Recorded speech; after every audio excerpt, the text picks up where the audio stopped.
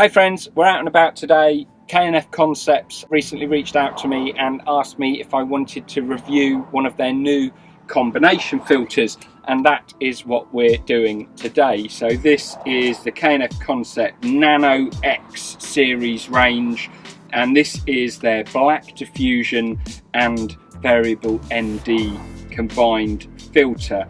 I've gone for the 82mm thread. This is a quarter of Black Diffusion and Variable ND2-400. I'm just gonna set up my camera in the van, and then we're just gonna go out, get a few shots, put together a bit of a sequence to see how this filter behaves. You may be wondering obviously what the point of these filters is. The Variable ND filter is really good and kind of an essential tool in any filmmaker's kit bag, so that we can shoot with our preferred shutter speed and aperture and maintain nice motion blur. It's basically variable sunglasses for your lens, so we can just dial in that exposure and block a bit of light. And the Black Diffusion filter is, I'm guessing it's kind of K&F Concepts version of like the Black Pro Mist. So this is a quarter, which I think is quite a strong mist effect, so it'll be really interesting to see how this looks. But essentially the idea of a mist filter, it kind of blooms the highlights in a nice filmic way. It also can sort of soften skin tones a little bit, so it's all about trying to just soften the image a little bit, especially when shooting digital, trying to get it back to that more filmic appearance. Let's get set up. We're going to get the camera on a gimbal and just get outside into the bright midday sun and see how this filter behaves. The first thing I'm noticing when I'm getting this out of the packet is lovely packaging. K&F Concepts, well done, although obviously not the main reason any of us are buying it. But what is really nice is they've included this case for the filter. I believe this is fake leather, pleather, and it's got a nice magnetic flap. Really nice little touch this. It's got a orange ribbon which is in the bottom of the case, so you don't have to touch the filter to get it out. You just pull the ribbon and it lifts the filter up really nicely, and then obviously you pop it back in and fold it up and you're away.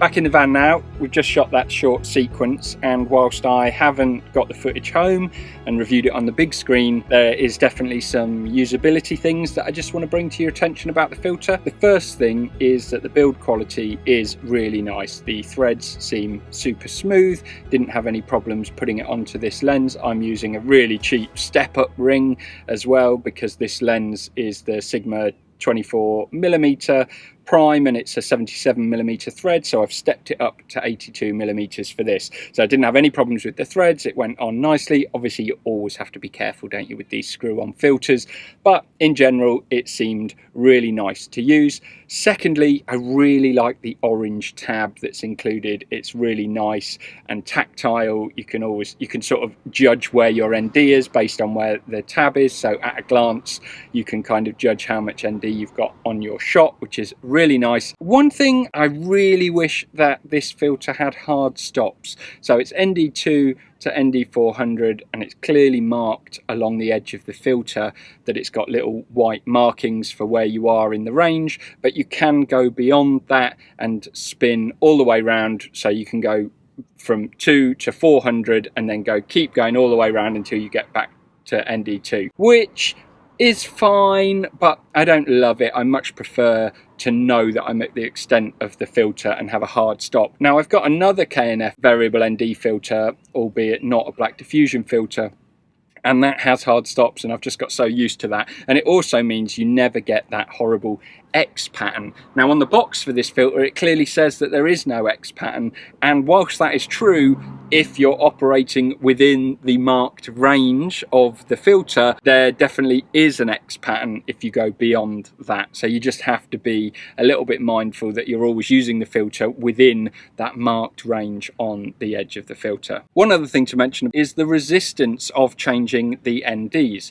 As you're increasing or decreasing the level of ND, there's quite a bit of resistance. Now on one hand this feels really well made and it feels like a quality product. On the other hand, if you're trying to make a very quick adjustment and you're maybe shooting handheld, then it's difficult to do that without sort of jolting the camera around a little bit. I would have probably preferred it if there was ever so slightly less resistance, so it was slightly easier to twist the filter, but only ever so slightly. It is nice.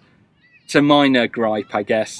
It is nice to use. However, if it was just ever so slightly looser, then it might be slightly smoother for making on-the-go adjustments while shooting.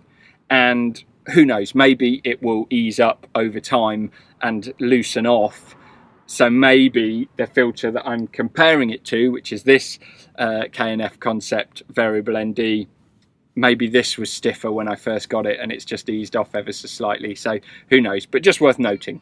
Here I am back in the studio and I've had a chance now to review the footage that we got on the seafront, and also I've purposefully set up this scene that you're watching now, and this is also with the K&F Concept filter. So you can probably see from this we've got this amazing halation here on these lights behind me. I'm going to have a look at my monitor and I'm really quite pleased with the effect that I'm getting in this environment. I think it's really nice. Now I've had a chance to edit that sequence together and have a look at the clips on the big screen. I guess I've got a couple of other thoughts. Overall, really impressed with the quality of the ND filter. No really obvious color cast, which can be quite common, especially in lower budget ND filters. Nothing there that I thought was kind of beyond, an acceptable level. Yes, there's definitely a bit of a cast compared to no filter whatsoever, but it seems pretty consistent. Nothing that's really noticeable that you're not able to just easily adjust. So very happy with the ND filter. The Black Diffusion, I think in hindsight, it's probably fair to say that testing it in the midday sun on a bright day is not the absolute best case scenario for testing the filter. That said, I was really pleased, particularly with those shots where we were in the woods and there was like the speckled sunlight coming through behind Courtney as she was walking. I was very pleased with the effect of that. Thought it had quite a sort of dreamlike feel to it, and I really liked the way it bloomed. The highlights gave that halation to those highlights, so I thought that was really pleasing. I think it's worth noting as well, and by design I would say that filter, this filter I should say, is really gonna show the effects of the filter when you're shining a light directly into it. So for example, some of the earlier shots in that sequence where I had the sun behind me and Courtney was walking through the buttercups, there was practically no visible effect of the black diffusion filter on that footage. But then as soon as we turned 90 degrees and the sun was then behind, suddenly we had this lovely kind of halation. And I think that's the case, you know, the way this filter works, it's when that light hits it that it diffuses the light. So if the light is behind the camera, then the effect is just not there. So I think that's great. I quite like the way that behaves, and that's one of the reasons why in this scene I've just taken a bit of time to set up a couple of other lights so that you can really see the effect that this filter has. And if I just turn my torch on my phone, then, you know, it's really quite pronounced when you're pointing the light directly into the lens, and you know, I think it looks quite cool really, and it is fairly strong. I guess it wouldn't be to everyone's taste. I guess if there was a 1/8 version of this filter, then that could potentially be nice, but I quite like it as a choice. And I guess that leads me on to the kind of pros and cons of this as a product. As far as the pros go, the product itself seems really solid and well made, and the ND filter element of the filter and the diffusion, they both work really nicely. Nothing really bad to say about that. And if you're looking for a variable ND and a black diffusion filter, and you're in a scenario where until now you might potentially be looking at stacking those filters, then this is going to be a great product, because as you stack filters, you're likely to run into more challenges with perhaps getting a bit of vignetting at wider focal ranges. So having the combined filter, really, really great. On the not so good side, it's a combined filter. If I don't want the black diffusion, this product is not going to be any good for those instances. You know, I'm still going to need just an ND filter. And if I was shooting in a dark space and I wanted a diffusion filter, it's going to be annoying to have to use an ND filter when I'm in a dark environment and wouldn't normally need to rely on an ND filter. So I guess, you know, it's a bit of a niggle there.